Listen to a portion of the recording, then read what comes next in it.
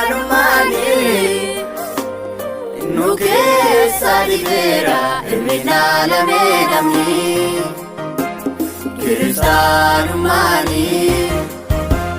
Kiristaanummaani nu keessa dhibeera ilminaalamee namni. Seenaa koota amantii maaliif irraanfannaa? Imaana norkaa jira maalumaaf daganaa. Seenaa koota amantii maaliif irraanfannaa?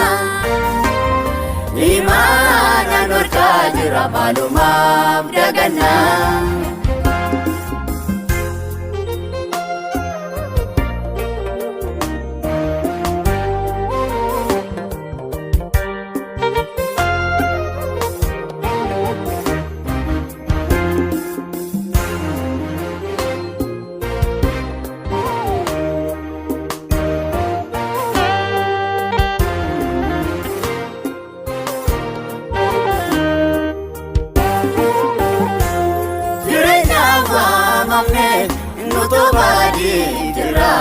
Maaliif furmaanisa namni waliin galu booda koota oola awwaaluu waarosa.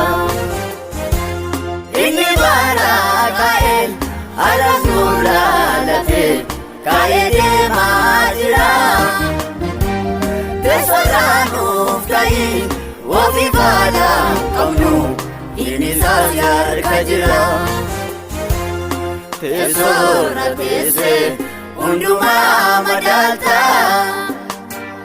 Ta'ii bara keenya hundumaa nagarta. Karaa kee gadhiifnee gaddeeraa garaan kee. Gara keetti deebinaa nuti ni yaada kee. Teessoodha teessee hundumaa madaalta. Ta'ii bara keenya hundumaa nagarta. Karaa kee gadhiifnee gaddeeraa garaan kee. Gara keetti deebinaa nuti ni yaada kee.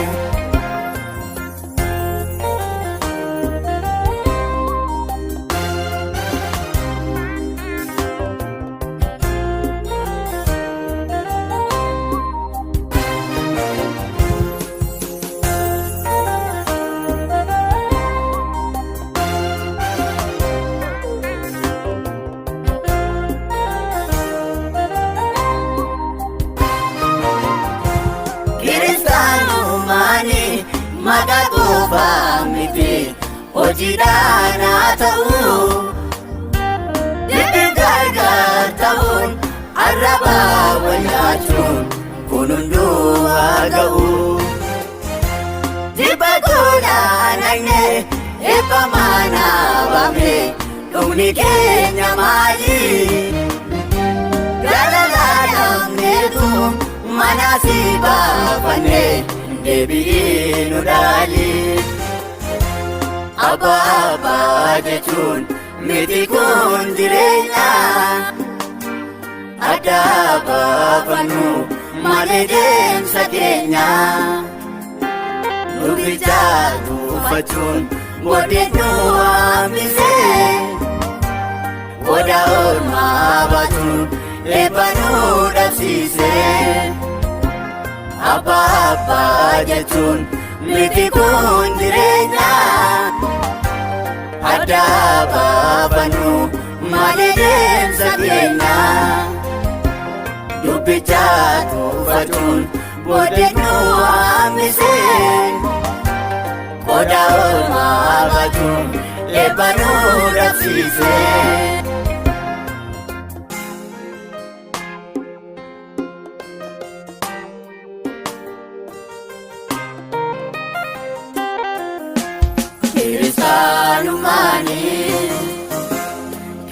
Kiristaanummaani nu keessa dhibeera hir'inaa lamee namni. Kiristaanummaani nu keessa dhibeera hir'inaa lamee namni. Seenaa goota amantii maaliif irraanfannaa? Imaanaan warqaa jira maalumaaf dagannaa. Seenaa goota amantii maaliif irraanfannaa? Imaanaan warqaa jira maalumaaf dagannaa.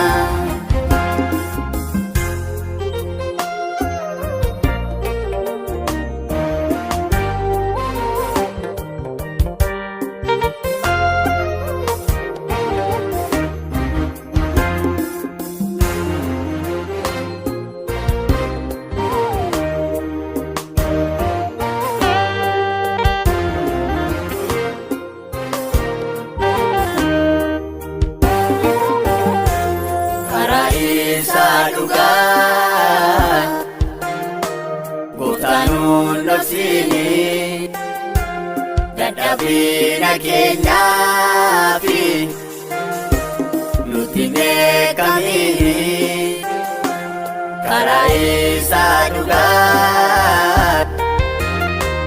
Gooftaan nafsini dadhabina keenyaafi nuti beekamini garaa keenya badii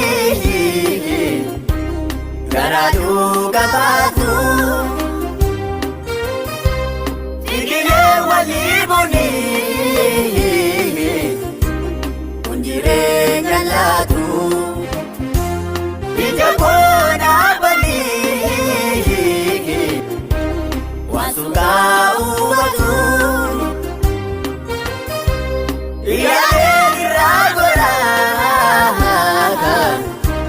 Wangilee nagatu garaa keenya godhii garaa dhuga baatu dhiigilee walii bunii kun jireenya laatu ija koona balii waan sugaa uumatu.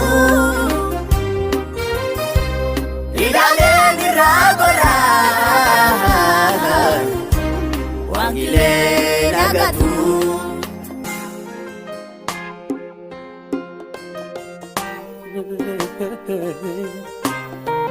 Oh, oh.